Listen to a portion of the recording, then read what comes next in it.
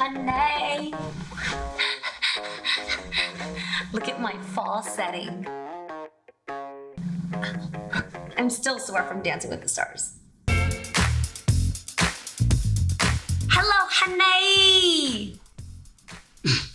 I honestly think I cracked a rib. Have you heard that some people can break their toes and they don't know it? Like, you actually can't do anything about it. You have to let your toes heal. I think that's what's going on with my rib. I can do this, but I can't do this. And I can't deep inhale. Comment below if you feel bad for me. First of all, I gotta give a shout out to everybody who's joined the VI People Membership Club. Thank you so much. Whenever I do lives, you guys are the first ones I see because you guys have these unique emojis. So when I see them, I'm like, oh, that's part of my fam. She's part of my fam. What up, boo, from my fam? Like, so thank you so much for joining the VI People Club. For those of you who don't know, you get custom emojis like I just shared, but you also get access to deleted scenes that were a little too naughty for YouTube, and you get the episodes early. I also hear from a lot of you that you don't know how to join the membership club. Right below, like literally look at my acrylics right here, go right below, and you see the join button right there. Alana Jones, one of my VI People members, thank you so much for your comment and purchasing both Mama Mai shirts and mine. You are a real Hello Hunnay fam, so thank you so much for that. And if you're not a member, it does not affect you watching Hello Hunnay, so thank you still for watching and being a part of my fam. Guys, I'm trying to look picturesque right now, but I can't lean on this rib because I think it's broken.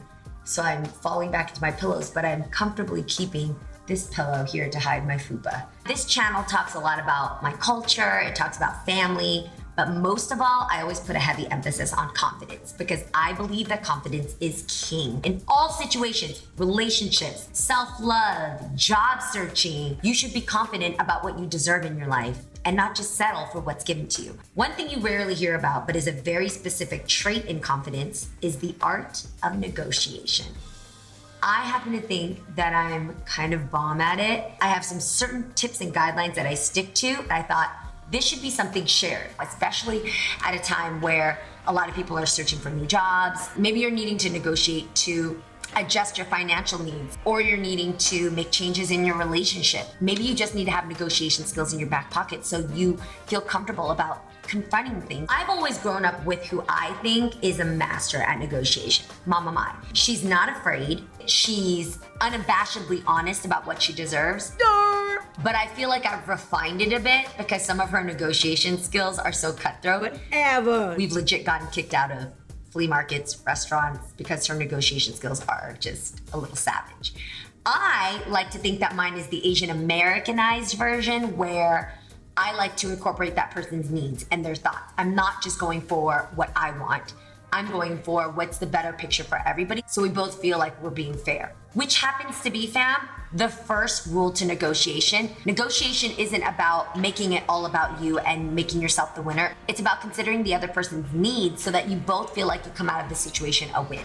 In fact, here's a great exercise for you to see what I mean. First, write down what it is that you want to gain in this negotiation. Then take a moment to consider what is the other person's want. What exactly do you think they're aiming for in this exchange? And take time to really think about it because a lot of people who negotiate think selfishly. And then cross out your goal and really marinate on what this person's needs are. I started working when I was 9 years old. I worked for my uncle, I worked for small businesses within my family. And then my first actual makeup job was at Benefit Cosmetics. It was in a Macy's in San Jose. I remember I took the job and I worked for maybe like $14.50 an hour. Whatever that job offered me was their starting point. I thought, oh, that's what you need to accept, not realizing that there's always room to negotiate for what you deserve. I was much more than the job asked for. I was adding sales, I was adding value, and I was adding an energy to benefit that represents the whole company. Most people in the makeup floor that I worked on were gossiping with their friends behind the counter, checking their text messages, eating. It wouldn't be until the person has asked, excuse me, can I see this, that the person would help them, which is far too late. I think the minute a customer approaches or even walks by your counter, that's an opportunity to draw them in, check in on their day, and build a relationship. When you came to Benefit Cosmetics, you saw Jeannie Mai, somebody who was open, who was welcoming, who was fun. I celebrated the woman. I introduced new products that they maybe didn't even know about. I checked in with their life, and they would look for me because I brought them this vibe that made them feel accepted. That is not something that my job asked for. So I really thought about that and I thought, man, I'm getting paid too little for a person who does so much more. Like, I'm sorry, but all these other are standing around on their phones and eating their food behind the counter, but they're getting paid the same as I am. I'm stepping out of this. I deserve so much more. I then quit Benefit Cosmetics and I moved on to my next job at MAC. Now, MAC is a little bit more prestigious company. I feel that it was a next step up. So when they offered me the same pay of $14.50, I was like, no, I think I deserve more. I did the same thing that I just told you. I wrote, what does Jeannie want? I gotta pee. Gotta go pee. Ow. Take 2, negotiate you. What did Jeannie want from this new position? I want better pay, but I know this company wants to make more money. So I crossed out my needs and I focus on what this company wants. If they want to make more money, how can I, Jeannie Mai, focus on their wants? Most people want to do the bare minimum. Oh, you came for a lip liner? Here's your lip liner. Do you want a lipstick with it? Maybe. There you go. Me, you coming for a lip liner? You'll get an eyelash curler, you'll get an eyeshadow, you'll get a whole face palette, you'll get some brushes, you'll also get brush cleanser, and you'll also probably get another makeup experience with me by booking an appointment with me for next week. Not only did I know that I could compound the sales of the average person coming in, but I also knew that I could give an overwhelming experience that makes customers come back for more. They're not going to be just a first-time client. They're going to be a repeat customer. Not for Sally over here, not for Brenda over here, but this Brenda song right here. Just kidding. They would come. Ow. Ow. Ow. Oh my God. Hasn't God punished me? Oh. They would come for Jeannie Mai. They know that Jeannie Mai is going to remember the wedding that they're going to, the job they were interviewing for. I give a personalized touch. No other can give. When's the last time you walked into a makeup counter and actually received concierge service? Not just about makeup, but about your whole life and who you are as a person. That was me, Hunnay. I would bring a vibe that would make other people look at their shift and go, oh my God, Jeannie's working. I'm so excited to be with her. I would raise the morale of the people around me and add just a touch of a challenge that would hopefully make other employees go, oh, she's killing it. If I looked so good, then it would either hold others accountable to make themselves as great in their own way, or it would wash you out and make me dominate and show you why it's worth paying me more, maybe even taking your salary. It's savage, but it's real. At the end of the day, the people that reign supreme are the ones that bring the company something they need. I was somebody who was gonna bring something they needed. I was negotiating before I was even in the room. So what I did is I computed the average sale per hour that a person could bring in an 8-hour shift. I then realistically added my numbers of what I could bring in an 8-hour shift. And I also had numbers to back it up from my work at Benefit. It wasn't something like, oh, when you hire me, I'll see it. You're going to see it and experience it right now, what Jeannie Mai can make you feel. And I wanna also say too, I was not sugarcoating or bluffing any of my numbers. I made my presentation so realistic that it would keep me motivated to show them what I meant. Because why? I already had my next year negotiation mind. You're going to pay me what I deserve because I'm going to bring you the astronomical numbers and improve on what I already offered you from the get-go. Plan for an A situation outcome and a B situation outcome that you are willing to accept. A situation outcome is they accept what you are asking, and obviously you win in your favor. They win in the outcome because your goals are met by focusing on them. B situation outcome is that they see your potential and that they somehow verbally promise to acknowledge what it is you're asking for, even if you have to start out at a base level. That's okay. I knew that as long as they recognize what I deserve, either now or some planned time in the future, I was willing to show them and take the job. If they don't recognize it and they stop you right at the door, then they're looking for a robot, and that's when you have to decide if that job is right for you. Don't take it personal.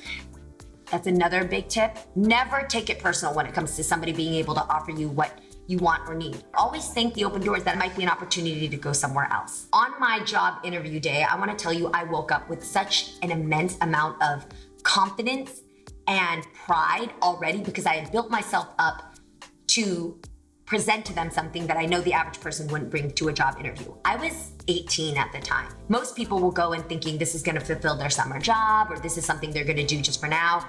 I already had a plan to build this company to a place that it deserved to be. I was thinking about the business. I was not thinking about myself. So I walked in and I had a whole written presentation that was, by the way, printed twice so that they could keep a copy and I could keep a copy of their numbers and what my projected outcome would be if I began working there. I already felt like I'm going to be an employee who's going to fulfill all these things that I'm planning out for you, and it made me excited about my job.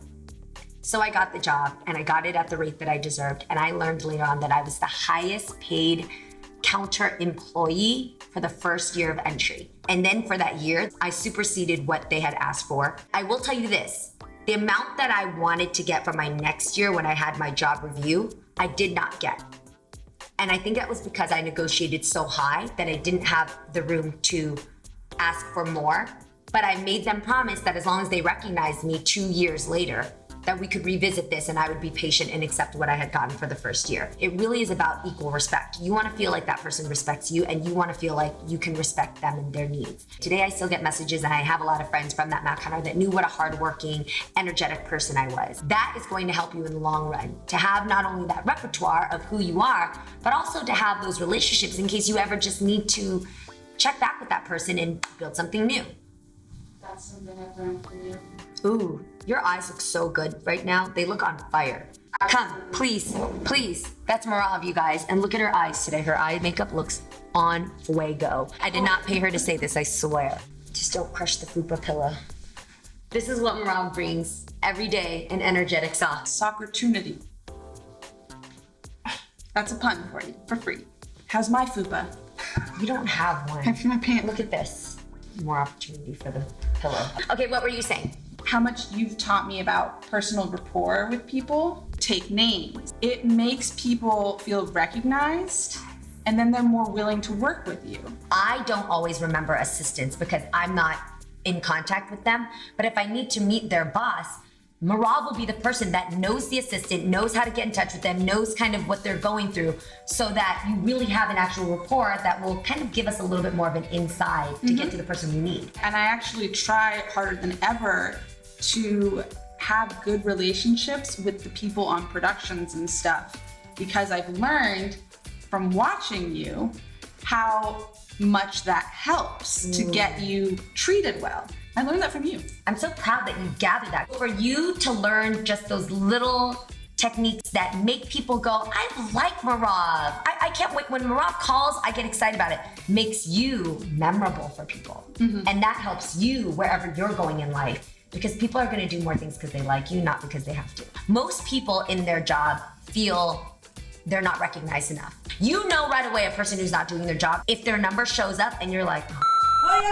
when you immediately see that person's number and you're like, God, I don't want to handle that. That's already not the vibe you want. You want somebody who, when they call, they're like, sure, what's going on? How are you? Because you make them feel recognized. And that's a life thing. You guys remember Cathy, my assistant before Marav. Cathy is very shy. We worked for a couple years and it got to her last year with me. I would walk by and hear her on the phone, just spring out the gate with, hey, how are you doing? Yes, Cathy. How is your dog? Oh my God, did you figure that whole situation out? Okay, good. And everything else is great? Great. Okay, I'm calling you because Jeannie needs whatever. Because of those relationships she built that I will never know because she was working there with people that I don't have access to. After she left the job with me, she was able to actually go and reach out and build more jobs from those people that she built relationships with from my work. Paul is raising his hand. Paul, can you just explain why did you hire Cathy from being my assistant? I hired Cathy to be a production coordinator for me on another show because I knew she would call the right people, she would be kind, and she booked every single person that we had on that show. I love hearing that. I want the experience for Marav or Cathy, whoever works with me, to open doors for other avenues that you want to go through. Cathy was able to actually pass her resume to all these different people from all the connections that we had, open up jobs like with Paul, running her own production company, Madonna. She wisely said, you will never get what you don't ask for. So unless you ask, you never know. Please, in the comments below, ask me any questions when it comes to a negotiation scenario. It could be about job, it could be about relationship, it could be about negotiating with yourself about what you deserve. Whatever it may be, ask the questions below and I will see if there's enough questions to make another episode about it where I can tend to just your questions. Thank you, do like, subscribe, and don't forget to click the link below to learn more about my membership.